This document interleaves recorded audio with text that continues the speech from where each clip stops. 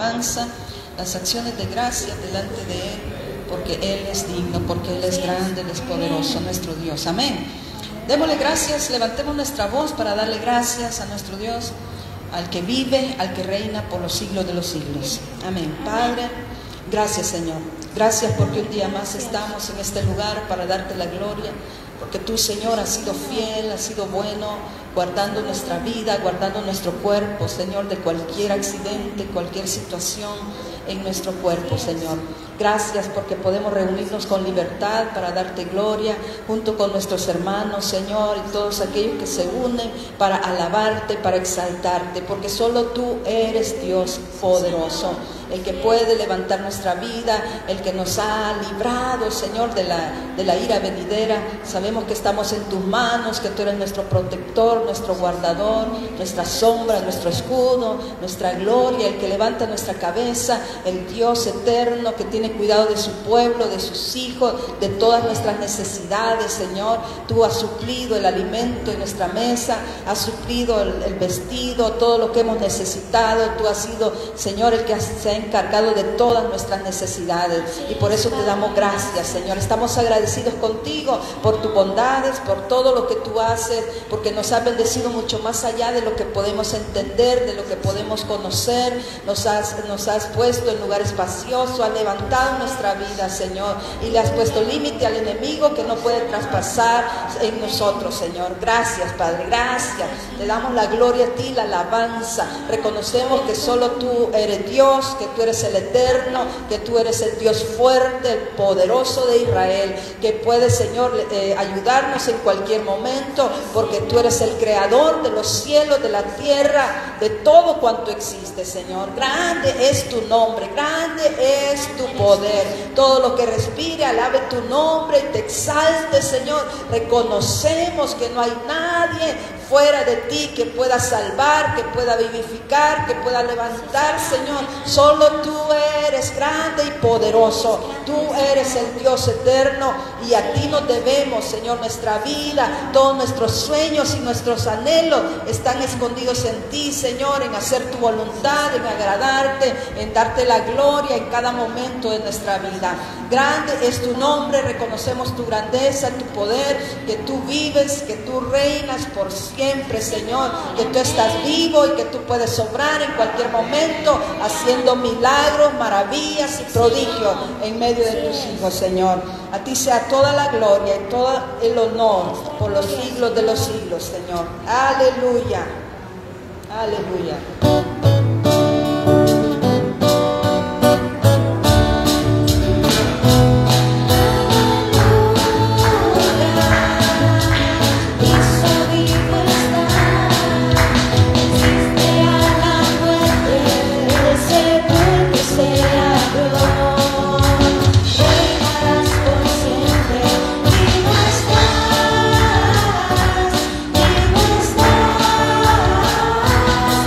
Estás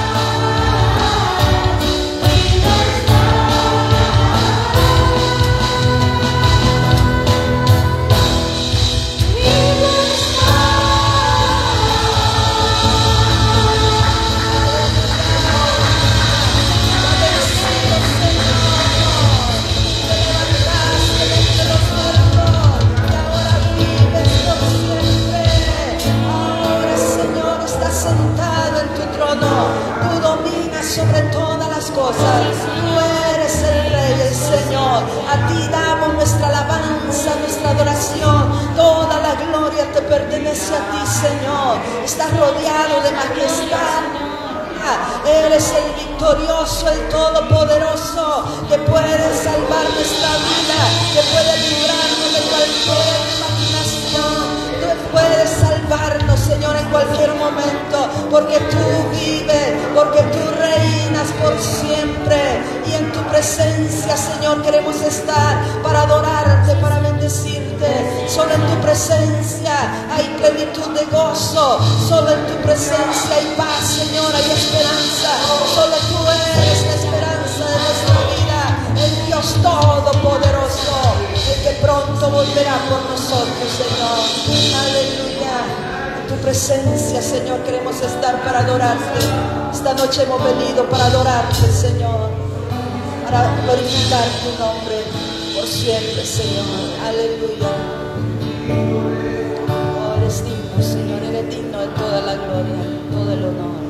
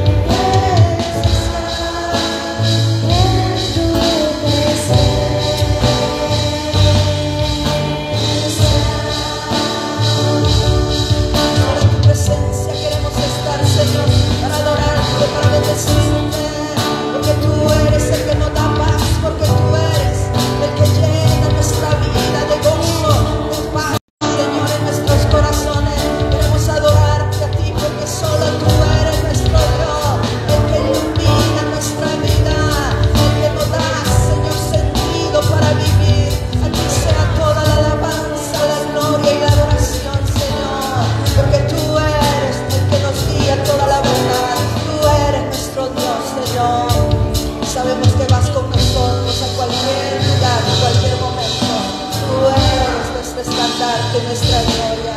Tú eres nuestra luz, nuestra esperanza eres tú, Señor. Aleluya. Nadie como tú, Señor.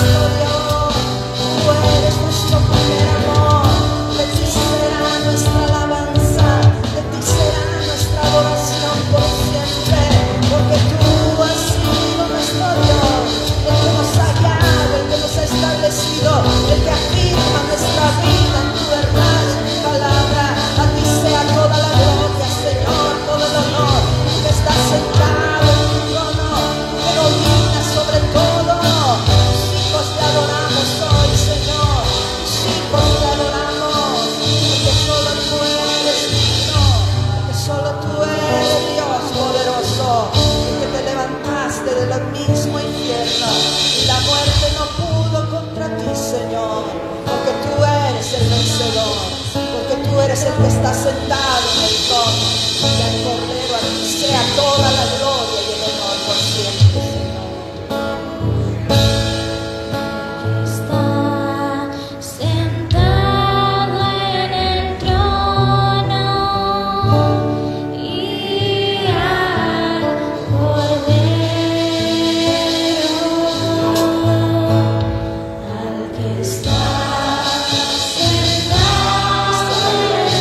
Oh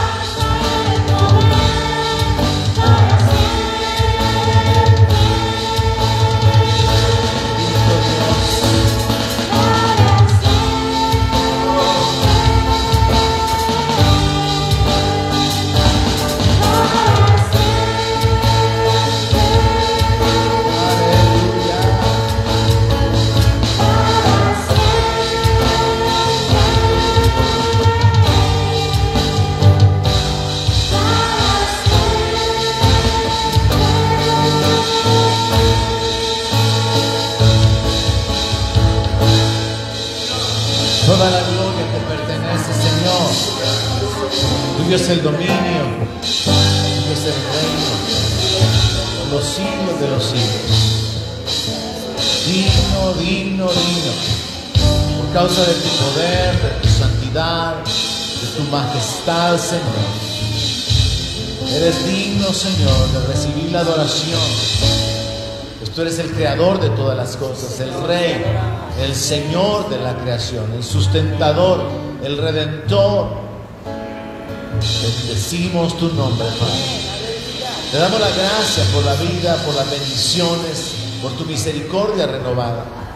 Te damos las gracias, Padre, en el nombre de Jesús, por guardarnos, por sostenernos hasta el día de hoy. Padre, gracias por la libertad que tenemos, gracias por tu respaldo, tu protección sobre nuestra vida, tu guianza, tu revelación a nosotros. Gracias, Padre, por atraernos, por revelarte a nosotros a través del glorioso Evangelio. Padre, gracias por la libertad y por el perdón que tenemos en Cristo y por el privilegio de poder meditar en tu palabra, Señor. Padre, queremos que nuestra ofrenda de gratitud suba delante de tu presencia, Señor. El fruto de nuestros labios que sea agradable delante de ti, Señor. Pues proclamamos tu santidad, tu grandeza, tu majestad, Señor, tu dignidad. Y Padre, te pedimos que mientras meditamos en tu palabra, tú nos ayudes para poder continuar creciendo en nuestra fe, siendo afirmados y establecidos y capacitados para poder compartir con otros tu voluntad, tus planes, tus propósitos. En el nombre de Jesús te lo pedimos y te damos la gracia, Señor. Amén. Aleluya. Gloria a Dios por siempre. Tome su asiento, bendiga a su hermano que esté cerca de usted, por favor. Aleluya. Y vamos a la palabra de Dios inmediatamente. Nos vamos al libro de Hebreos, donde nos hemos detenido ya por varios meses aprendiendo una serie de aspectos doctrinales. No solamente tenemos que ver esto como historia, sino como la doctrina, fundamentos, verdades espirituales que son aplicables aún en nuestro tiempo. Y estamos detenidos prácticamente en una frase que es sumamente importante, y es por la fe. Las obras que hombres y mujeres realizaron por la fe. Y ya tenemos un par de sesiones donde nos hemos detenido en la fe de Moisés, lo que Moisés hizo por causa de la fe. Y lo importante es aplicarlo en nuestra vida. ¿Qué es lo que nosotros hacemos por la fe? De hecho, congregarnos es un acto de fe, financiar la obra es un acto de fe, alabar a Dios, adorar a Dios es un acto de fe, orar, clamar a Dios es un acto de fe, evangelizar. Tenemos que estar bien ubicados y enfocados intencionalmente en nuestras obras de fe. Nuestra dependencia de Dios tiene que manifestarse a través de las acciones, a través de los actos. Y hablando acerca de Moisés, en el cual ya tuvimos un par de sesiones, en el libro de Hebreos capítulo 11, hemos llegado ya a la altura del verso 28, donde ahora vamos a cubrir que por la fe Moisés celebró la Pascua y por la fe también realizó la aspersión de la sangre. Pero antes de irme ahí, yo quiero recapitular el aspecto de la fe relacionado con la vida de Moisés. Recordemos que la palabra de Dios dice que por la fe él rechazó la gloria de Egipto. Él desechó los deleites temporales del pecado, dice la palabra. Y por la fe escogió ser maltratado, escogió el sufrimiento con el pueblo de Dios. Y esto es sumamente interesante porque a mí me hace entender que Moisés tenía una comprensión del momento en el que él vivía, del ambiente en el que él vivía, y apliquémoslo esto en nuestra vida también. Y él sabía que lo que él tenía a la mano era temporal. Toda la gloria que había en Egipto era temporal, pero había un galardón eterno. También él sabía de que si él escogía el rechazo, el ser maltratado con el pueblo de Dios, que estaba en esclavitud, en opresión, bajo el señorío de Faraón, él también sabía que eso era temporal. Y nosotros tenemos que aplicarlo en nuestra vida. Cualquier problema o circunstancia adversa en nuestras vidas es temporal, hermano. Y el apóstol Pablo dice que esto no se puede comparar con la gloria que se va a manifestar en nuestras vidas. Entonces, interesante para mí darme cuenta que Moisés tenía un concepto de lo temporal, una comprensión, mejor dicho, de lo temporal y de lo eterno. Y todo verdadero creyente tiene que vivir con ese entendimiento. ¿Qué es lo temporal y qué es lo eterno? Y valorar las cosas eternas y menospreciar las cosas temporales. Luego también la palabra nos menciona que por la fe él fue a visitar a sus hermanos, o sea, le vino al corazón ir a visitar a sus hermanos. Y yo le agrego aquí, dado que estamos enfocados en esa frase, por la fe, yo creo que por la fe fue que mató al egipcio, porque defendió al israelita cuando el egipcio le estaba oprimiendo. ¿Por qué le puedo decir yo que lo hizo por la fe? Porque cuando estudiamos la palabra en las sesiones anteriores, recuerde que cuando él se fue a pacificar también por la fe a dos israelitas que se estaban discutiendo, dice que él pensaba que ellos iban a entender que Dios los iba a liberar por mano de él. O sea que él tenía un concepto de sí mismo como el libertador. Apliquémoslo en nuestra vida.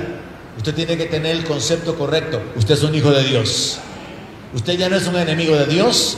Usted no es simplemente una criatura. Usted es un heredero y coheredero juntamente con Cristo. Moisés por la fe tenía un concepto de su identidad. Todo creyente tiene que tener un concepto de su identidad. Él en sí mismo no era nada, pero él sabía que Dios iba a levantar un libertador. ¿Recuerdan los que vinieron en la sesión anterior? Moisés conocía los tiempos. Moisés sabía de la profecía. Moisés sabía que después de 400 años Dios iba a libertarlos de la esclavitud.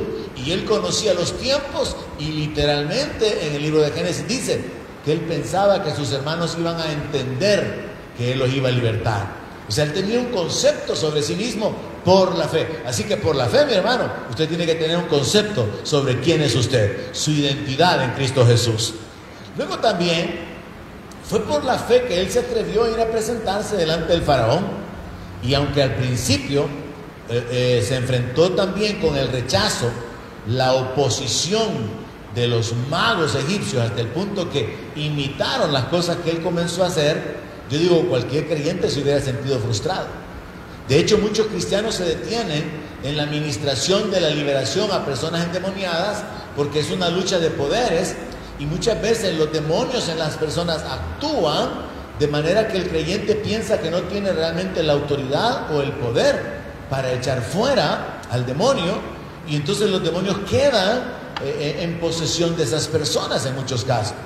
Lo estoy tratando de conectar con la idea de que Moisés llega bien campeón, ya había visto que su vara se convirtió en serpiente, pero él no tenía idea que cuando él convirtiera su vara en serpiente, también los magos egipcios iban a hacer lo mismo. Si usted hubiera sido Moisés, ¿no cree que usted se hubiera sorprendido? Que usted convierte su vara en serpiente, pero también los magos egipcios hacen lo mismo. Y luego usted hiere las aguas y se convierten en sangre, y resulta que los magos también hacen lo mismo y convierten el agua en sangre, o por lo menos en agua colorada.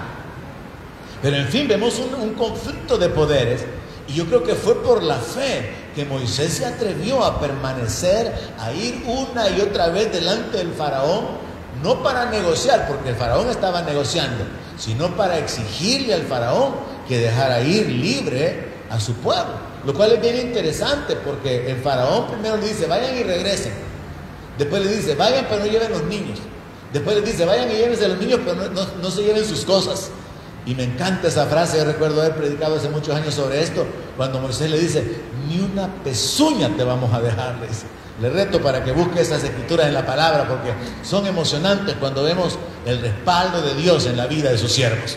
Así que ni una pezuña le dejaron. Al contrario, dicho en buen salvadoreño, desvalijaron a Egipto, porque comenzaron a pedirles joyas y la gente, con tal de que se fueran, les dieron riquezas y ellos estaban deseosos de que ellos salieran. Así que yo puedo agregar, por la fe él ejecutó las señales y prodigios.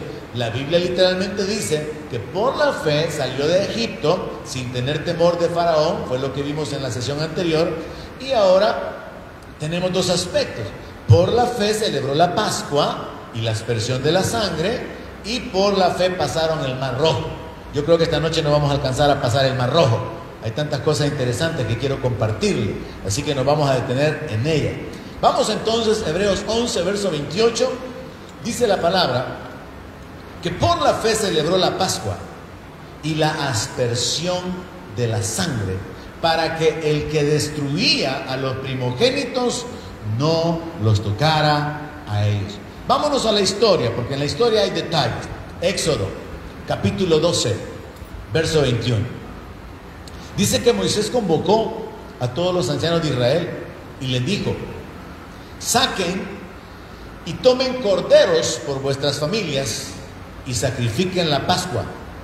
Y tomen un manojo de hisopo y mójenlo en la sangre que estará en un lebrillo, y unten el dintel y los 2 postes con la sangre que estará en el lebrillo, y ninguno de ustedes salga de las puertas de su casa hasta la mañana, porque Jehová pasará hiriendo a los egipcios.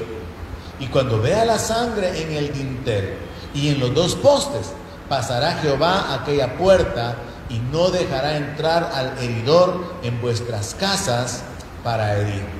Ubiquémonos, hermanos, en el escenario que estamos leyendo acá.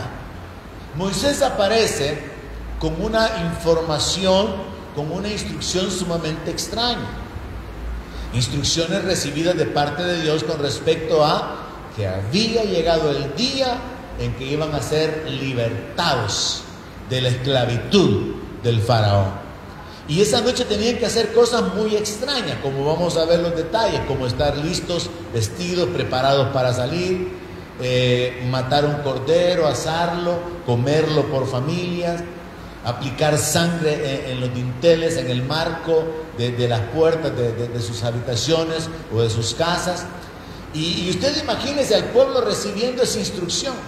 Dice Moisés que Dios ha dicho que llegó el día de comer el cordero asado. Llegó el día de liberación y dice Moisés que dice Dios que tenemos que aplicar sangre en el marco de las puertas. Porque dice Moisés que dice Dios que Él trae juicio sobre los egipcios. Y que si hay sangre aplicada en una casa, Él va a reconocer que esa es una casa de un israelita. Él va a reconocer que en esa casa hay gente que ha puesto su fe, ha puesto su confianza en lo que Dios ha dicho y van a ser librados del juicio. Entonces vea por qué cobra sentido la frase de que por la fe celebraron la Pascua.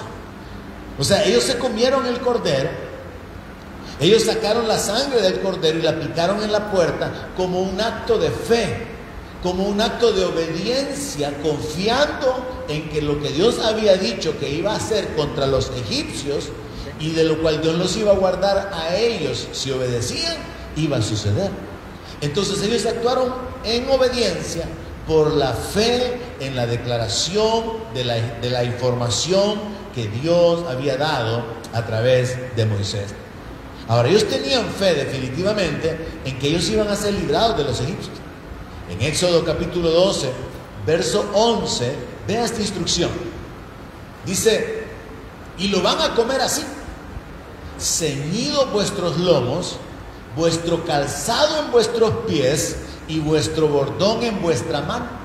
O sea, sería como que a usted le dijeran: esta noche, hermano, duerma con ropa. Esta noche duerma con las llaves del carro en la mano, porque va a haber un momento en que Dios lo va a instruir para que salga de su casa. Entonces ellos fueron instruidos a que tenían que estar listos, preparados para poder salir. Y todavía se agrega un detalle más: y lo van a comer apresuradamente. ¿Se ha fijado usted que hay personas con las que usted probablemente come, que usted termina y ellos todavía van a la mitad del plato? Hay gente que sí de veras, ¿verdad? Para comer, ¿cómo se tarda, verdad? Entonces Moisés les da una instrucción bien clara y les dice: van a comerlo apresuradamente, es la Pascua de Jehová. Entonces nosotros que tenemos ya toda la escritura en orden, podemos conocer los detalles, podemos conocer los propósitos de Dios, podemos entender qué es lo que sucedió, cuáles fueron los eventos que acontecieron, y podemos entonces comprender de una mejor manera toda la historia y tratar de aplicarla a nuestra vida en la medida que eso es posible. Ahora entendamos que aquí se les dice a ellos que tienen que estar ceñidos sus lomos, que tienen que tener el calzado en sus pies, y aquellos que necesitaban un bordón, pues tenían que tener el bordón a la mano. No lo iban a estar buscando a la medianoche, sino que tenían que estar listos. ¿Por qué? Por la posibilidad de salir. Fue un acto de fe. Fue un asunto de estar confiados. Dios ha dicho que hoy es el día de liberación. Dios ha dicho que hoy va a ser el día en que vamos a ser libertados de la esclavitud del faraón y que vamos a salir de esta tierra de opresión, de esta tierra de angustia. Dios ha dicho que tenemos que estar listos. Dios ha dicho que tenemos que comernos la Pascua o la cena de una manera apresurada. Entonces encontramos otro detalle, que en el verso 12 dice: pues yo pasaré aquella noche por la tierra de Egipto y heriré a todo primogénito en la tierra de Egipto, así de los hombres como de las bestias, y ejecutaré mis juicios en todos los dioses de Egipto, yo Jehová. Esta palabra, yo pasaré, del verso 12, se comprende mejor cuando conectamos la idea viniendo del verso 11, porque en el verso 11 se termina diciendo: lo comeréis apresuradamente, es la Pascua. Verso 12, pues yo pasaré. Entonces, si usted tiene su Biblia, y eso es lo bueno de tener su Biblia para poder hacer notas y mancharla, verso 11 dice: es la Pascua de Jehová. Verso 12, pues yo pasaré. Resulta que en la versión inglesa es más claro comprender esto, porque la Pascua es el Passover, significa pasar por encima. Entonces la Pascua literalmente significa yo pasaré por encima. El juicio que está determinado para traerse sobre Egipto no va a tocar a los que están detrás de la señal de sangre, sino que yo voy a pasar por encima. Así que Pascua literalmente significa Passover, significa pasar por arriba, y lo que hizo Dios fue pasar por arriba de la casa de los israelitas, impidiendo o deteniendo el juicio que él estaba ejecutando sobre los egipcios. Así que vuelvo al verso 12 y lo leo de nuevo: pues yo pasaré aquella noche por la tierra de Egipto y heriré a todo primogénito en la tierra de Egipto, así de los hombres como de las bestias, y ejecutaré mis juicios en todos los dioses de Egipto, yo Jehová. Verso 13: y la sangre va a ser por señal en las casas donde ustedes estén, y veré la sangre y pasaré de ustedes, y no habrá en ustedes plaga de mortandad cuando hiera la tierra de Egipto. O sea, fue un acto de fe celebrar la Pascua, porque ellos estaban creyendo que a través de la obediencia de comerse el cordero, estar listos para salir y colocar la sangre, colocar manchas de sangre o marcas de sangre en los marcos de la puerta, ellos iban a ser librados del destructor. Ellos tenían fe en que un animal había sido sacrificado y que la muerte de ese animal, Dios estaba tomándola de una manera espiritual como un sustituto por ellos. Y esto nos va a llevar al entendimiento de Jesucristo como el Cordero de Dios, de Jesucristo quien derramó su sangre por nosotros. Entonces fue un acto de fe. Así que para todos nosotros, el leer la frase por la fe celebró la Pascua tiene que tener una mayor profundidad en la comprensión cuando entendemos esto. Lo que ellos hicieron al celebrar la Pascua, de matar al cordero, de cocerlo o de asarlo según las instrucciones de Dios, de estar listos para salir, de aplicar la sangre, fueron actos de fe, porque ellos le creyeron a Dios que Él los iba a libertar. Entonces muchas cosas nosotros hacemos en nuestra vida porque estamos creyendo que Dios nos va a librar de la muerte, que Dios nos va a librar de la ira venidera. ¿Alguien cree eso? Dios nos va a librar de la ira venidera. Dios nos ha librado de la potestad de las tinieblas. Entonces hay cosas que nosotros hacemos para poder ser guardados del cazador, de la peste destructora.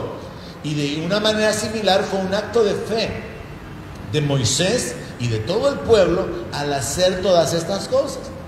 Ahora, como yo quiero detenerme en detalles, quiero hacer énfasis en esto. Primer detalle: la Pascua contiene el simbolismo de purificación o de santificación. ¿Cuántos saben que Dios nos ha llamado a santificarnos? Dios no nos ha llamado simplemente ofreciéndonos salvación, vida eterna y que sigamos viviendo iguales. No, Él quiere que nos despojemos del viejo hombre. Amén. Él quiere que hagamos morir nuestras pasiones. ¿Cuántos tienen pasiones todavía? Tenemos que hacer morir nuestras pasiones. Tenemos que trabajar en vestirnos del nuevo hombre creado en Cristo Jesús. Entonces la santificación, el limpiarse, el abstenerse de, el arrepentirse, el confesar los pecados, los malos pensamientos, los malos sentimientos, las malas actitudes, las malas acciones, son parte de la santificación. Y nosotros nos santificamos por fe. Yo creo que hay cosas que usted dejó de hacer porque tiene fe en el Señor. Amén. Tiene fe en la salvación. Pero también tiene fe, o sea, usted sabe, usted confía, hay un Dios que va a juzgarnos por todas las cosas.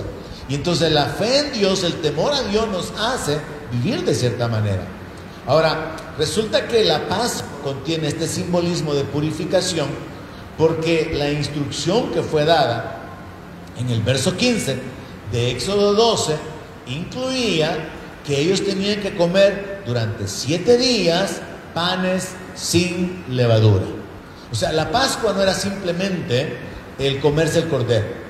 No, 7 días comiendo pan sin levadura. Y así el primer día harían que no hubiera levadura en sus casas. Y el Señor dijo, porque cualquiera que coma leudado desde el primer día hasta el 7º será cortado de Israel. La levadura es símbolo de pecado. Y aún en el Nuevo Testamento el Señor Jesús habló acerca de guardarse de la levadura de los fariseos y de los saduceos, de la doctrina de ellos, de las malas enseñanzas, de la hipocresía de la cual ellos eran ejemplos sobresalientes delante de Dios. Entonces la levadura es un símbolo del pecado, es símbolo de algo malo, porque de hecho la levadura es un proceso de descomposición. La levadura tiene la capacidad de afectar la harina, y no es lo mismo un pan sin levadura, que creo que queda todo duro, a un pan con levadura, pero que ha sido afectado precisamente por ese proceso de acidez, por ese proceso de descomposición, y entonces en la palabra se ocupa como un símbolo de pecado, de algo desagradable delante de Dios. Así que fue por la fe que ellos comenzaron a comer 7 días antes de comerse el cordero, comenzaron a comer pan sin levadura. Y tuvieron que agregarle también algunas hierbas amargas, según los detalles que encontramos allí en el libro de Éxodo. Ahora entonces vemos que el primer detalle aquí es que la Pascua contenía ese simbolismo de purificación, de santificación, revelado en no ingerir, en no comer levadura, no comer nada leudado. Entonces, aplicado a nuestra vida, nosotros también tenemos que tener cuidado de no leudarnos con el mundo, sino al contrario, ser sal hacia el mundo. Nosotros somos llamados a ser la sal del mundo. Ahora, ¿qué significa eso? Que nosotros tenemos que afectar a la gente que está alrededor nuestro, no ellos afectarnos a nosotros. Desgraciadamente, muchas veces nos descuidamos y yo veo como, por ejemplo, algo bien fácil un error muy fácil de caer, o una forma muy fácil de ser afectado por el mundo, es la forma de hablar. En esto generalmente los hombres son como un poco más descuidados, rápido se les pega la forma de hablar del mundo, y hablan igual que los compañeros en el taller, en la fábrica, hablan de una manera similar, aunque en el mundo hay mujeres tan mal habladas que da miedo cómo hablan. Yo he oído algunas que de veras digo, mejor me aparto de aquí, porque hay unas mujeres que hablan de una manera tremenda. Pero hablando acerca de como cristianos, los jóvenes cristianos se ven afectados muchas veces en la forma de hablar. Los hombres cristianos hablan muchas veces con expresiones que revelan que los están leudando en el mundo. Están pensando de una manera similar a la forma en que piensa el mundo. Así que tenemos que tener cuidado, que el mundo no nos leude, sino nosotros afectemos al mundo, iglesia. El segundo detalle interesante también es que la Pascua incluye el simbolismo de la expiación, o sea, de la sustitución. Mire, en el mundo y en el ambiente judicial o de juzgados se conoce mucho esa famosa frase del chivo expiatorio. El chivo expiatorio es una persona a la que culpan porque alguien tiene que pagar. Y entonces, por librar a alguien, encuentran a una persona a la que le echan la culpa para que el asunto quede ya cubierto. Pero esa figura del chivo expiatorio realmente ha sido extraída de la Biblia, no como un chivo, sino el cordero, y lo de expiatorio significa un sustituto que está llevando el castigo en lugar de otro. Entonces nosotros vemos cómo en el Antiguo Testamento, cuando Dios le ordena a Moisés que cada familia sacrifique un cordero, Dios estaba escondiendo ahí ese principio de la expiación. Dios estaba escondiendo ahí ese simbolismo de la sustitución. Y es fácil entenderlo, fíjese, porque cuando Adán y Eva pecaron, Dios lo que hace es cubrirlos con pieles de animales. Y para que usted pueda tener piel de animal, ¿qué necesita?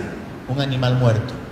Entonces Dios mató a los que no eran culpables para cubrir el pecado de nuestros padres, de nuestros progenitores, de los que son los culpables de que hayamos nacido pecadores.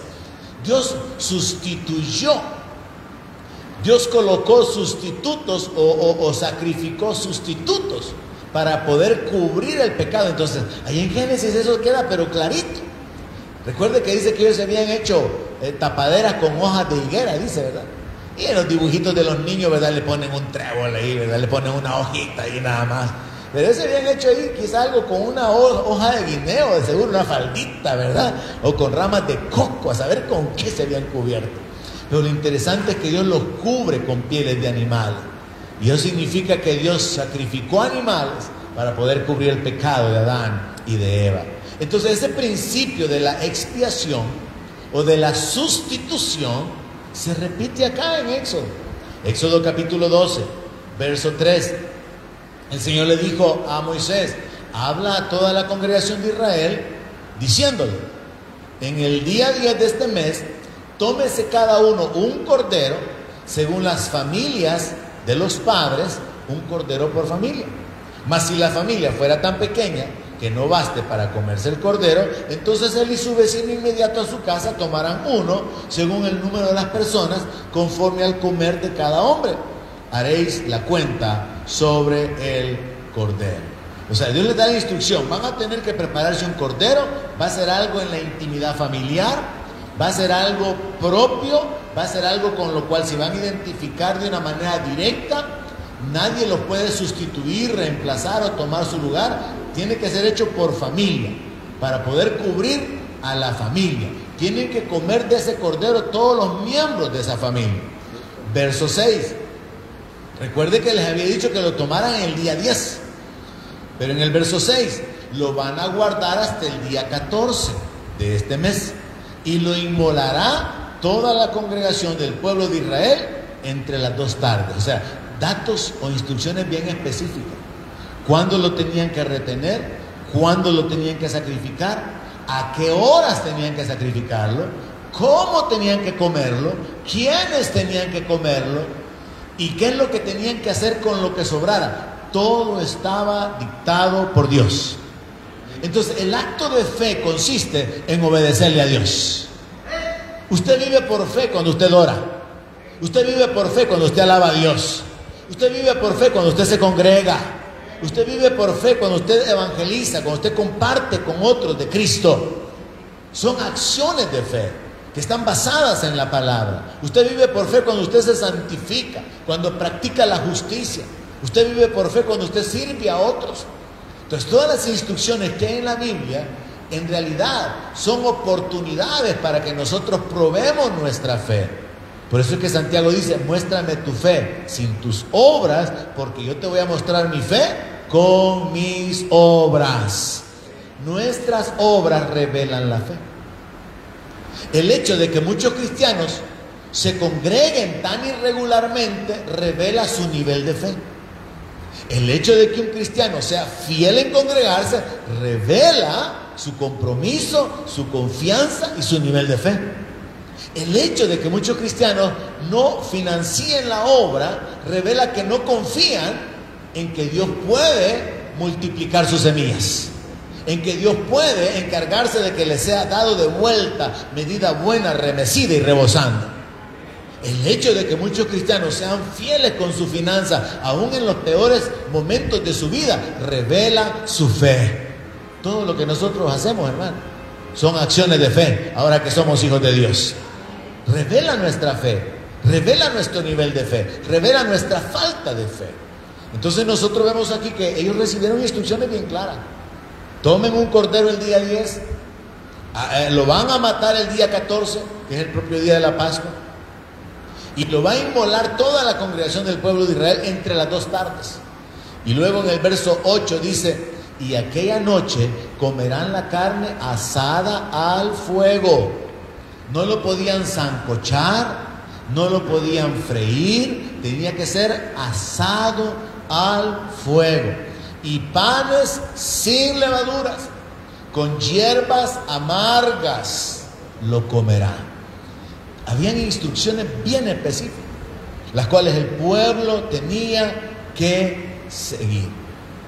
Y nosotros ahora como cristianos vivimos en un ambiente donde, por ejemplo, para muchos, volviendo a esa ilustración de congregarse, violan ese mandamiento, no dejando de congregarse como algunos tienen por costumbre. O sea, eso no es nuevo, Pablo lo escribe. Era una costumbre de muchos creyentes en el siglo I, dejar de congregarse. Y dice el apóstol que no hay que hacer eso, y menos en la medida que vemos que el día de nuestra redención se acerca. Entonces vemos cómo los mandamientos son violados. Y cuando un mandamiento es violado, cuando una instrucción dada por Dios es violada, significa que la persona no está confiando en Dios, no está creyendo en Dios, no está consciente. Por ejemplo, ocupemos esta otra ilustración. No os engañéis, Dios no puede ser burlado. Todo lo que el hombre siembre, eso va a cosechar. Cuando nosotros actuamos mal, cuando nosotros actuamos injustamente, tenemos que recordar que estamos haciendo una siembra. Cuando nosotros actuamos en justicia, en misericordia, en amor, tenemos que hacerlo consciente. Estamos haciendo una siembra. Pero muchas veces, como creyentes, podemos vivir de una manera tan inconsciente que estamos olvidando ese principio de que lo que sembremos lo vamos a cosechar. O no nos importa y nos estamos jugando el riesgo de ver si es cierto que Dios va a traer el cumplimiento de su palabra sobre nosotros. Porque la Biblia dice que toda injusticia es pecado. Y entonces, si nosotros cometemos injusticias, habrá un juicio, habrá una consecuencia. Cuando nosotros vivimos por fe, vamos a apartarnos, vamos a procurar apartarnos de todo eso, porque no queremos enfrentar las consecuencias en nuestra vida.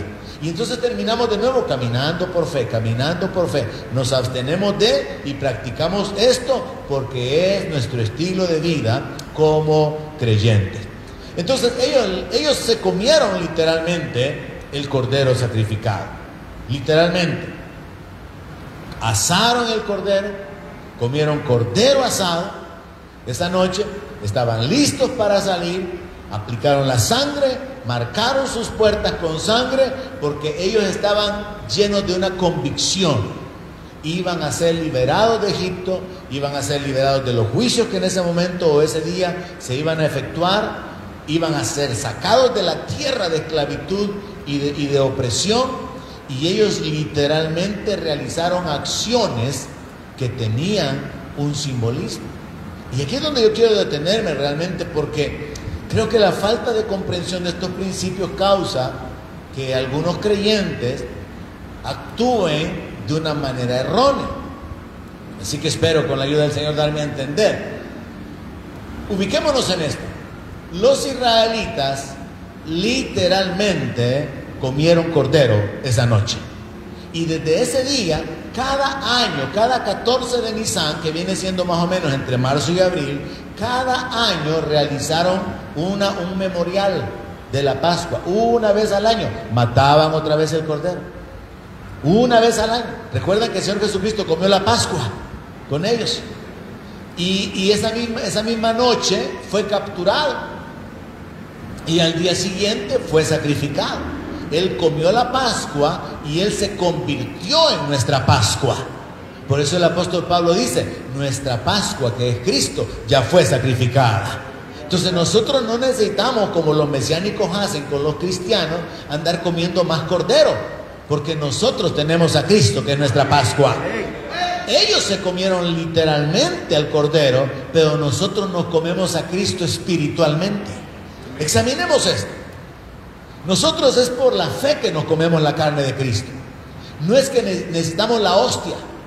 Porque cuando usted evangeliza ahora a personas católicas y les pregunta si aceptó a Cristo, si ya recibió a Cristo, algunos que han sido instruidos de una manera muy astuta le dicen, sí, yo lo recibo en la Eucaristía.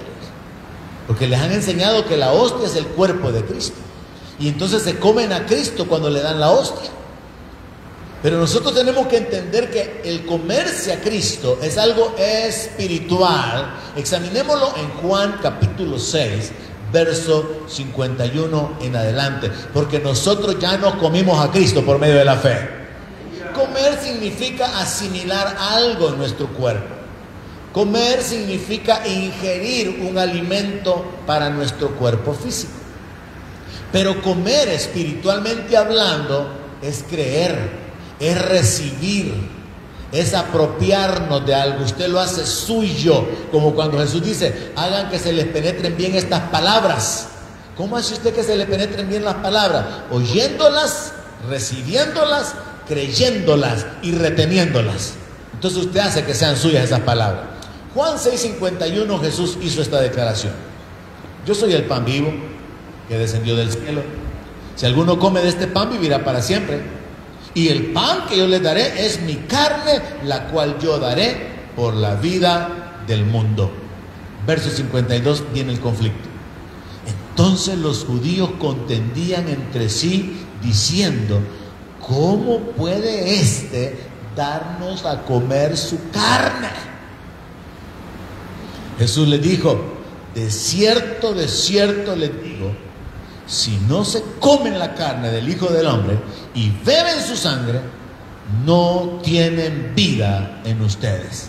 El que come mi carne y bebe mi sangre tiene vida eterna, y yo le resucitaré en el día postrero. Hermano, yo entiendo de que para los judíos esto era algo tan grosero, hablar de esa manera. Usted ubíquese literalmente. Jesús está diciendo que hay que beberse su sangre. Jesús está diciendo que hay que comerse su carne. Y eso chocaba con la mente racional de los judíos, que sabían que eso era algo imposible de realizar, algo prohibido definitivamente, tajantemente por la ley. Porque eso de comerse la sangre de un ser humano, de la carne de un ser humano, beberse la sangre de un ser humano, no solamente es chocante a nivel intelectual, y mucho más si hablamos con un enfoque religioso.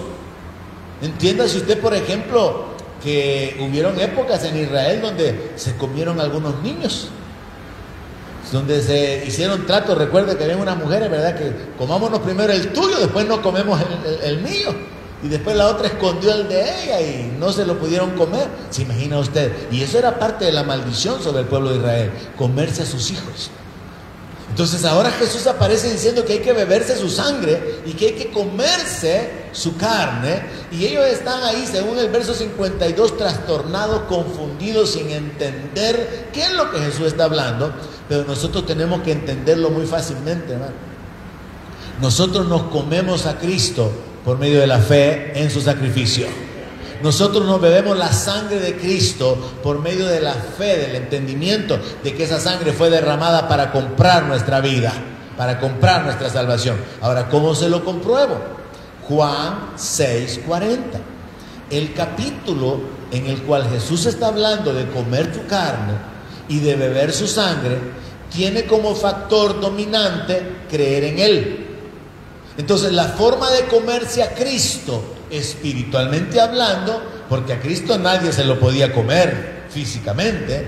La forma de comerse a Cristo espiritualmente era creer en su sacrificio, creer en que Él llevó nuestras enfermedades, creer en que el castigo de nuestra paz fue sobre Él, creer que su sangre fue derramada para comprarnos, porque eso es lo que dice el apóstol Pedro, ¿verdad? Que fuimos rescatados, no con cosas preciosas como el oro y la plata que son corruptibles, sino con la sangre preciosa de Cristo Jesús. Entonces, en el verso 40, como un ejemplo de que el factor dominante es la fe, Jesús dijo: y esta es la voluntad del que me ha enviado, que todo aquel que ve al Hijo y cree en Él tenga vida eterna, y yo le resucitaré en el día postrero. ¿Qué es lo que hay que hacer entonces para tener vida eterna? Porque el verso 54 nos dice que hay que comerse la carne de Él y beber su sangre, y que el que se come la carne y bebe su sangre es el que tiene vida eterna. Eso dice el verso 54. Pero en el verso 40 Jesús había dicho antes, o sea, Él había dado la explicación antes de la ecuación. Él había dado la respuesta antes de la pregunta. ¿Alguien está conmigo esta noche? ¿Alguien me está entendiendo? Y alguien se goza que ya se comió a Cristo y ya se bebió su sangre. Jesús dijo: el que cree en Él, el que lo asimila, el que lo recibe, el que hace suyo a Cristo, el que hace suyo el sacrificio, el que hace suyo el precio pagado con esa sangre derramada, ese es el que tiene vida eterna. Y yo lo voy a resucitar en el día postrero. Ahora, para que quedara claro, verso 47, Jesús lo vuelve a enfatizar. Verso 47, de cierto les digo, el que cree en mí tiene vida eterna. Aleluya. Gloria a Dios por su misericordia, hermano. Aquellos fueron librados porque tenían un cordero, fueron obedientes, le creyeron a Dios, lo mataron, pusieron la sangre en las puertas y esa noche fueron librados, porque obraron por fe. Pero ellos hicieron actos literales. Ellos mataron literalmente el cordero. Ellos sacrificaron literalmente un cordero. Ellos prepararon los panes sin levadura. Ellos se vistieron. Esa noche no se prepararon como para irse a dormir. Esa noche se prepararon como que tenían un viaje, una salida a la medianoche. ¿Y todo por qué? Porque le habían creído a Dios. Entonces fueron actos de fe literales los que ellos realizaron. Y esos actos de fe literales que los judíos hicieron tenían como trasfondo apropiarse de la santificación, apropiarse del sacrificio que había sido realizado en sustitución de ellos, recibir la protección del juicio y de la muerte que Dios iba a efectuar, y tener la convicción que esa noche iban a salir de Egipto. ¿Está conmigo? Ellos hicieron actos literales y por fe se estaban apropiando de estos beneficios. Nosotros no cometemos o efectuamos un acto literal de comernos a Cristo, sino creemos en su sacrificio, creemos en su muerte, creemos en esa sangre derramada, creemos en que Él tomó nuestro lugar. Y al creerlo, nos apropiamos también de la justificación, nos apropiamos de la vida eterna, nos apropiamos del perdón de pecados, porque Él es el Cordero que quita el pecado del mundo. Nos apropiamos de la redención, somos el pueblo que Él ha redimido con su sangre y nos ha hecho reyes y sacerdotes. Nos apropiamos de la muerte de Él y de la resurrección, y ahora hemos resucitado juntamente con Cristo. ¿Hay alguien resucitado aquí? Pablo habla a la iglesia en esos términos. Si pues habéis resucitado con Cristo, buscad las cosas de arriba. O sea, Pablo está diciendo, si ustedes ya entendieron que por causa de creer en Jesús, por causa de recibirle a Él, la muerte que Él experimentó y la resurrección que Él experimentó se aplica a ustedes espiritualmente, ustedes ya resucitaron. Y si ustedes ya resucitaron, tienen que andar en vida nueva. Y si ustedes andan en una vida nueva, pongan su mirada en las cosas de arriba. Entonces, por la fe nosotros recibimos el perdón de pecados. Por la fe recibimos la salvación, tenemos la esperanza de la glorificación de nuestros cuerpos. Es por la fe que nosotros podemos vivir un estilo de vida que no podíamos tener antes de conocer el Evangelio. ¿Alguien puede decir amén a eso? Cuando conocimos del Evangelio, encontramos el poder para andar una vida nueva. Porque como dice el apóstol Pablo, no me avergüenzo del Evangelio porque es poder de Dios para salvación. Hay gente, hermano, que cuando conoció el Evangelio, su vida fue transformada radicalmente. Porque el Evangelio es el poder de Dios para salvar. El poder de Dios para transformar la vida de las personas. Entonces ahora nosotros por la fe en Cristo nos hemos apropiado de la justificación. Somos libres de toda condenación. Tenemos vida eterna. Podemos recibir y apropiarnos de la sanidad. Podemos caminar en autoridad en el nombre de Jesús. El último detalle en el cual quiero detenerme y aclararlo, porque es un punto doctrinal muy fuerte y muy importante, es el hecho de que la declaración del verso que nos corresponde ahora dice que por la fe Moisés celebró la Pascua y la aspersión de la sangre. O sea, la sangre fue aplicada en las puertas como una marca, como un acto de obediencia de que ya había habido un sustituto. Ya había habido una expiación por los que estaban dentro de esa casa. Y la sangre tenía como propósito librar a los israelitas del juicio que iba a ser efectuado. Éxodo capítulo 12, verso 7, claramente dice: tomarán de la sangre y la pondrán en los dos postes, como que digamos ahora en las mochetas de las puertas. Y en el dintel, pues podríamos decir, ¿verdad?, los travesaños que son horizontales. Dice, van a tomar de la sangre, la van a poner en los dos postes y en el dintel de las casas en que lo han de comer. Porque la puerta es la entrada, el acceso. Entonces la puerta también es un lugar que impide salir. Y por lo tanto todos los que estaban en esa casa quedaban cubiertos o protegidos con esa marca de sangre. Ahora entendamos esto, al igual que comerse a Cristo. La aplicación de la sangre en las puertas fue literal. Pero ahora existe un error evangélico que se ha corrido, yo pienso que ya demasiado. Yo espero que los miembros del Centro Cristiano de Fe y los que estudian en el CEM no sigan haciendo correr ese error: cubrirse con la sangre. Usted no se puede andar cubriendo con la sangre, hermano. La gente ya anda, me cubro con la sangre, me cubro con la sangre. La gente anda cubriendo a medio mundo. Apliquemos la sangre, dice, sobre nuestros hijos. ¿Y dónde está el verso en la Biblia que diga que usted, por decirlo, puede aplicar sangre sobre alguien? En el peor de los casos, yo he sabido de gente que, queriendo ministrar personas endemoniadas, dicen que le aplican la sangre.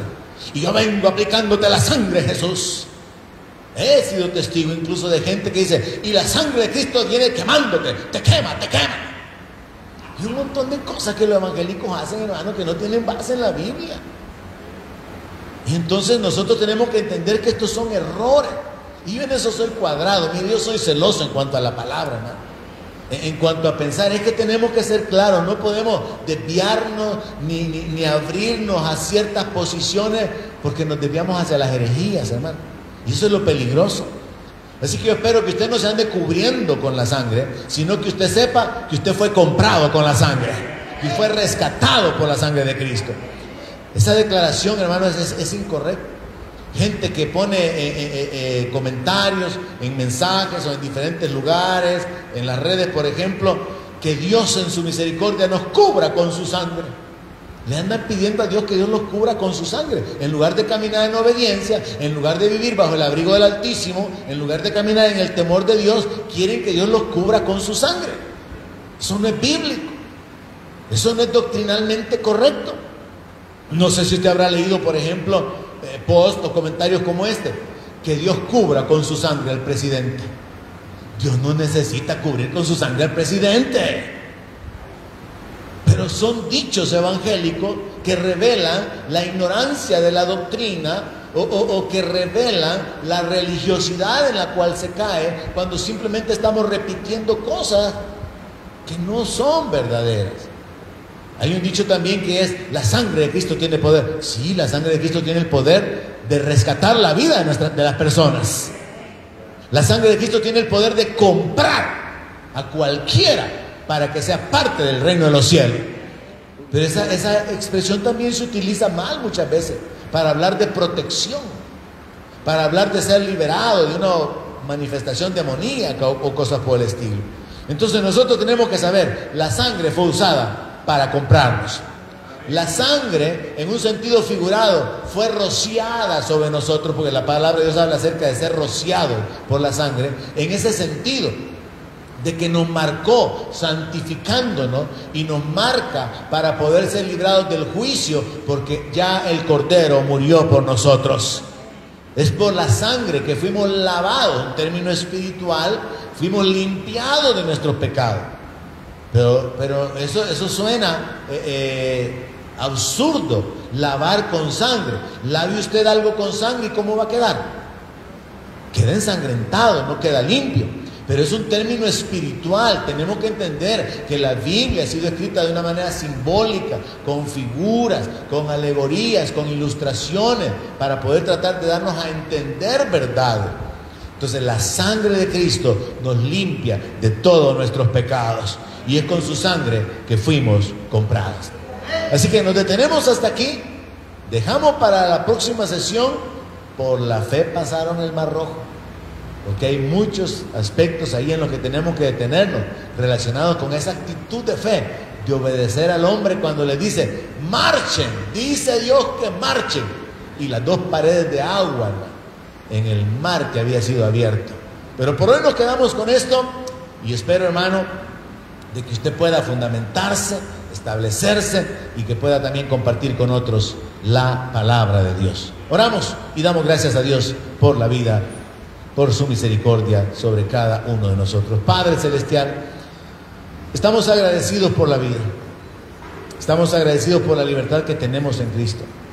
Agradecidos, Señor, porque tú te revelas, nos das entendimiento, alumbras nuestro entendimiento con tu palabra, y nos ayudas, Señor, para afirmarnos, para establecernos, para caminar en libertad, en autoridad, en el poder de tu Espíritu Santo.